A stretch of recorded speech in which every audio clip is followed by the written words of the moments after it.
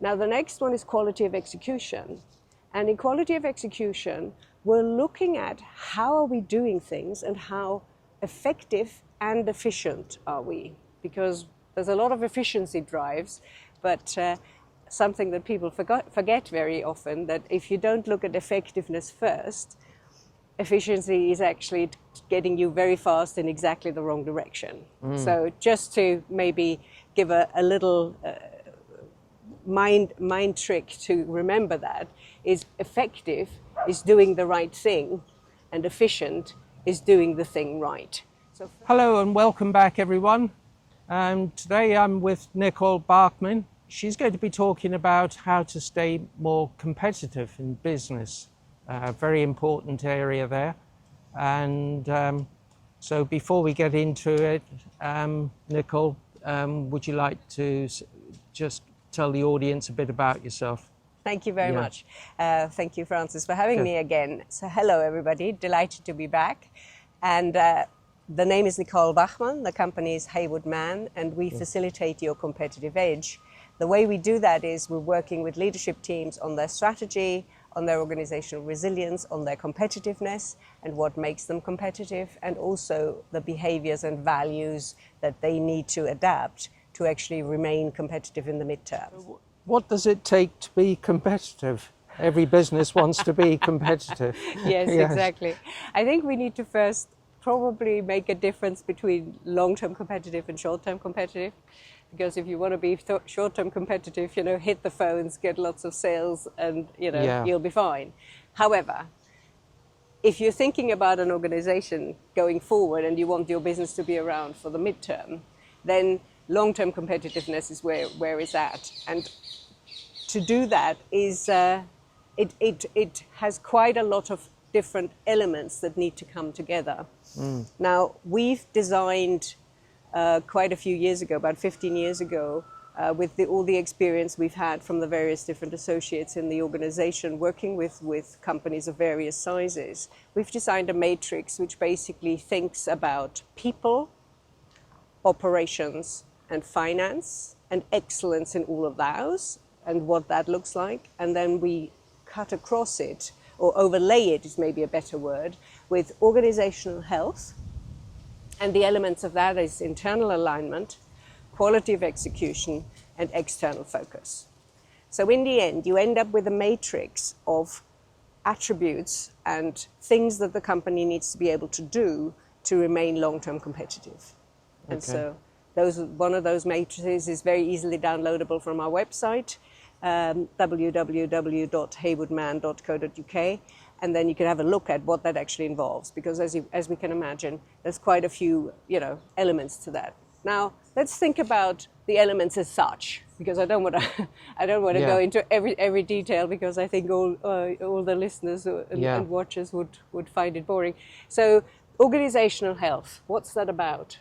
So one of the things you need to do is you need to ensure that everybody in your organization understands your strategy and is aligned around delivering on that strategy. Yeah.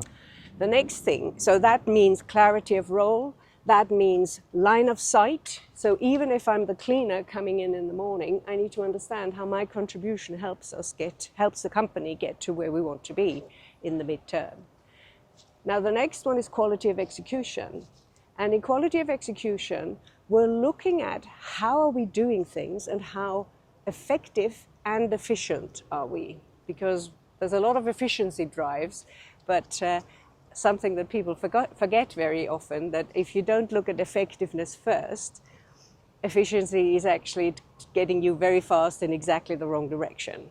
So just to maybe give a little mind trick to remember, that is, effective is doing the right thing and efficient is doing the thing right. So first we need to understand, are we even doing the right thing as an organization? And once we know that we are, then we look at how efficient can we make it. So that's around operational excellence. And then when you finally look at external focus, which is the third element of organizational health, that is making sure that you always understand your place in the market, in the industry, and in the community you work in.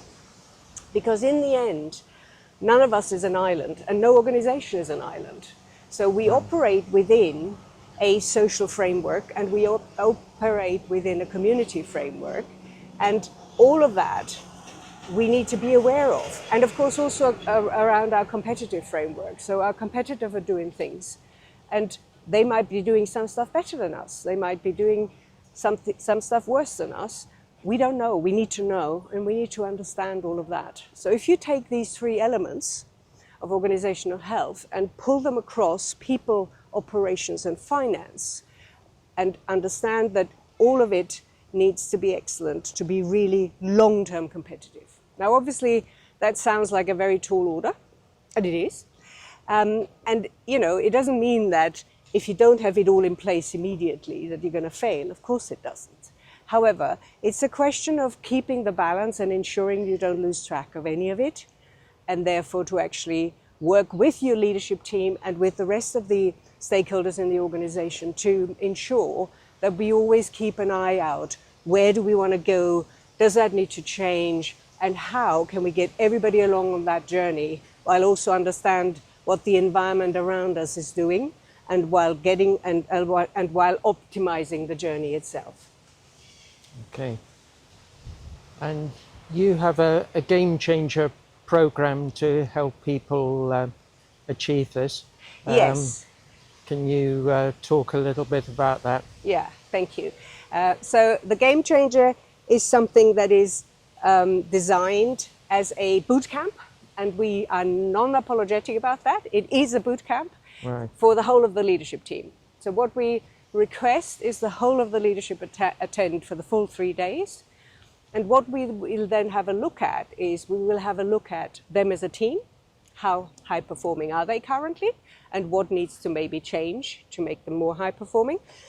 And then the next one is, so that's day one.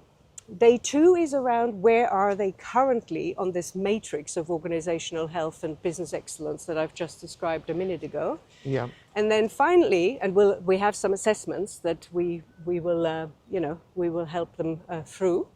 And then the final day is the action plan. It's basically ensuring that as a leadership team, you decide on what your most important and urgent next steps are and how you're going to go about doing those. And after those 3 days is basically you are rebooted as a team, and you can reboot your organization, which is why we call it a boot camp. Yeah, absolutely. Yeah, good. So is there anything else you'd like to add? Again, I think to me, one of the things that's always so important is it's so easy to get distracted by the everyday, and it's so easy to get focused only on what needs to happen now, especially in constantly changing times where, you know, a lot of upsetting things are happening that you cannot influence. And to be able to pull your team together and make time and really carve out that time to help the team keep clear about where we want to go, make sure everybody knows you care about them, recognize their contribution so far and everybody's contribution so far, and allow them and also facilitate them making deep connections with each other. That's really the people piece that you can influence and where you can make an enormous amount of difference for your organization. Thank you very much, Nicole, for agreeing to do the talk today. It's been great to see you again. Thank you. And if people want to get in touch with you, what's the best way? Well, the easiest way is over our website, which is haywardman.co.uk. And I think you'll put that in a little, in a little thing underneath. That's great. Below. Or of course on LinkedIn, you can find me on LinkedIn. And you can also find me via the other two projects I'm involved with, KindHive and Zebra Pathways. So there's various different ways you can get in touch with me. Great, splendid. Okay. Well, if you enjoyed this talk, then please like, share and subscribe. And I'll look forward to seeing you next time. Take care. Bye.